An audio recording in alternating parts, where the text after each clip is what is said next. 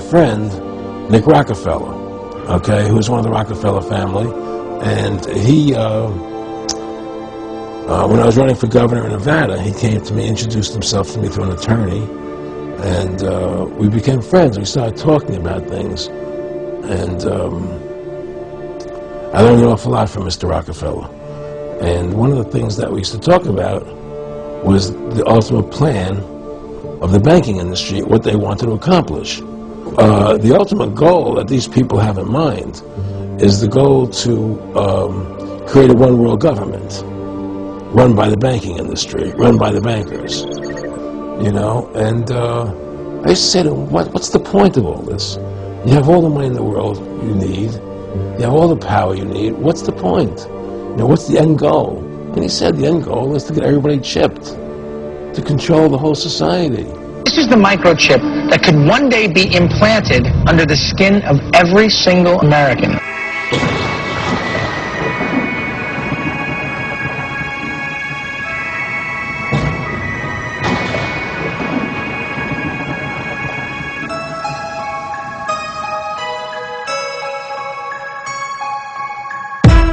Inside a smart card is a microchip which calculates every single transaction, not only financial transactions, but records every single thing for which it is used.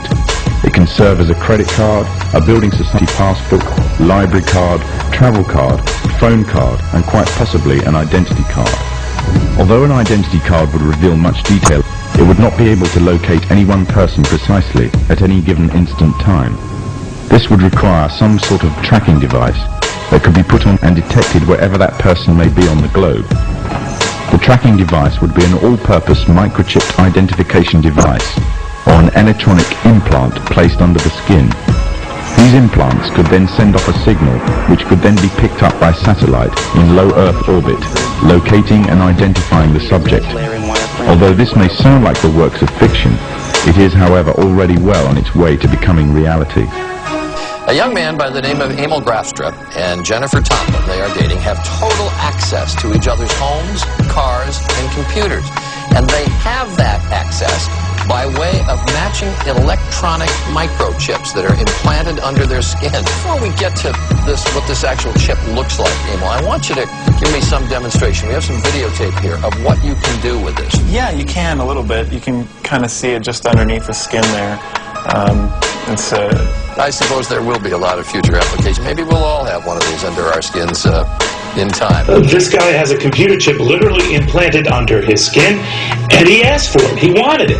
It's called a radio frequency identification device, or RFID. Why did he do it? Why did you do this? Well, I had a lot of reasons for doing the implant, but the most appealing reason for doing it was simple convenience in my life. That if I had this RFID tag, I could start replacing my door locks for electric door locks. I could stop typing my password at the computer, and I would be able to modify custom electronics I build to allow secure access where only I can wipe my hand. To enter the club, all they have to do is offer up an arm to a scanner. And tonight, 21-year-old Ryoni Schutten will be joining the in crowd. I just do it because it's more comfortable. They will bring you drinks and food instead of you going to the bar to get it. But before he can party, Ryoni has a doctor's appointment. He's getting an electronic chip implanted in his arm. It's called radio frequency identification.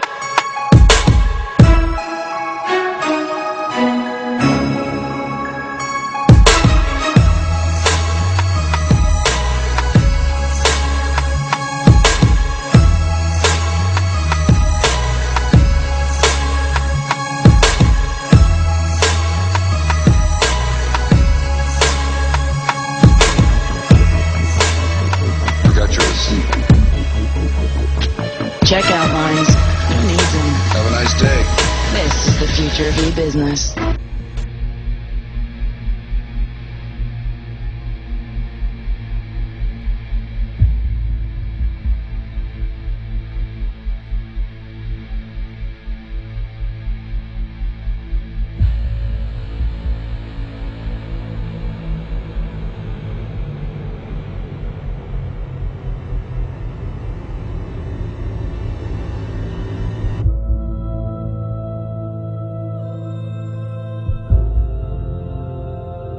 the end, there will be a war, and there will be dead people on the ground. Because the moment they want to microchip me, I'm going to take out a gun and shoot at them.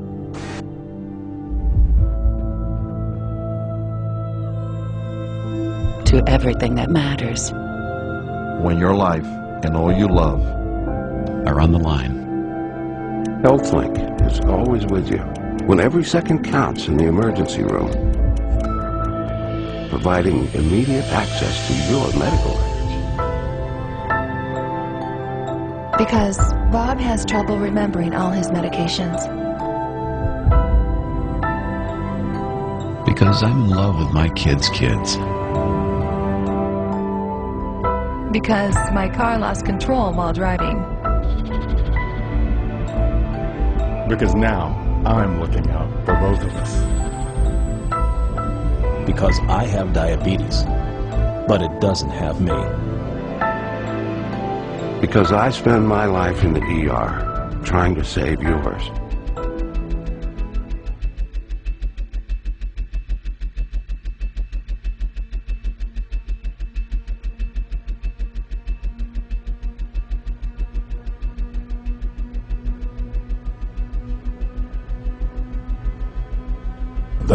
The whole agenda is to create a one-world government where everybody has an RFID chip implanted in them.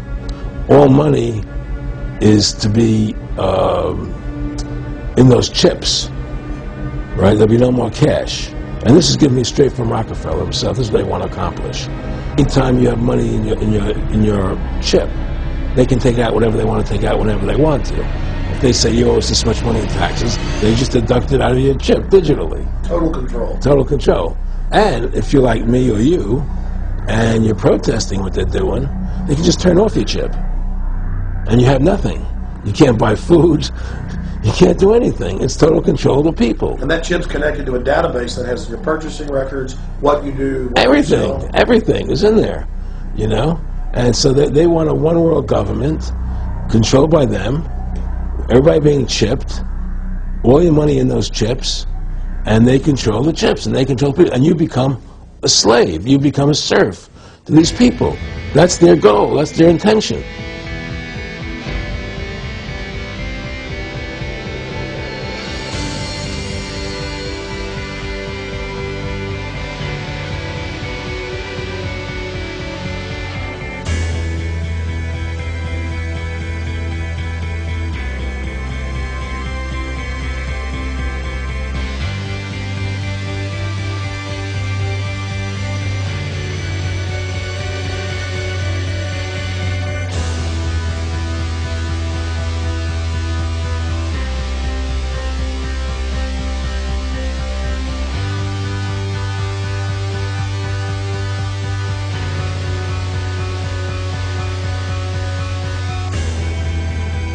I was a very zealous engineer. I worked very hard. I worked many long hours. I had been with IBM and now I was with General Electric. In 1966, I was put on a project. I was not alone there. There were 100 people involved in the project. And some men came to us that we were to find out were from the government. They were from the CIA and the FBI. And they asked us to develop a little microchip for identification.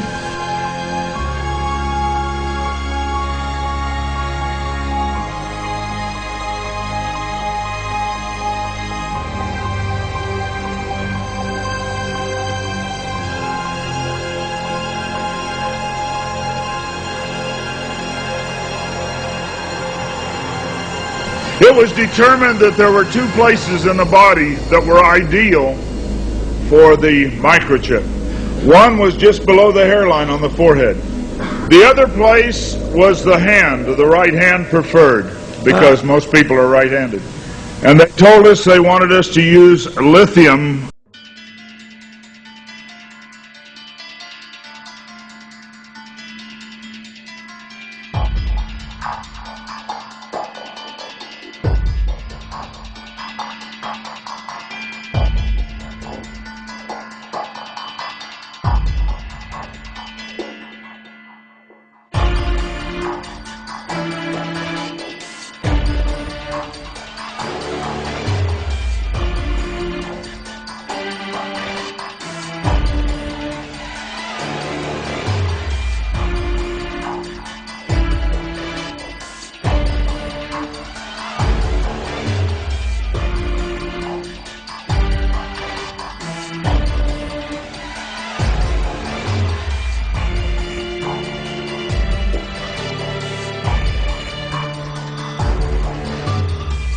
It should take your breath away, but I don't think most people understand what it really means. It means how much money we're printing at the Federal Reserve. How many dollars are we actually pumping into the system for this crisis? Because we had all these wars, and we tried to dogpile on with the Great Society.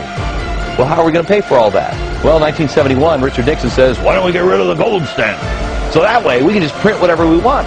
Look how we've devalued our money. This is up until 2000 when we have the Y2K scare. That's why the government put this little spike here. If you see that little spike, goes up because they just dump a lot of cash into it, and then they bring it back in, they pull it back in. But it's difficult to pull things back in, especially when you have a horrible event like 9/11. Here's where we were in September last year.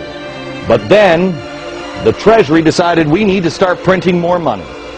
This hockey stick should take your breath away. This is devaluing our money. This has never, ever been done by anybody ever before.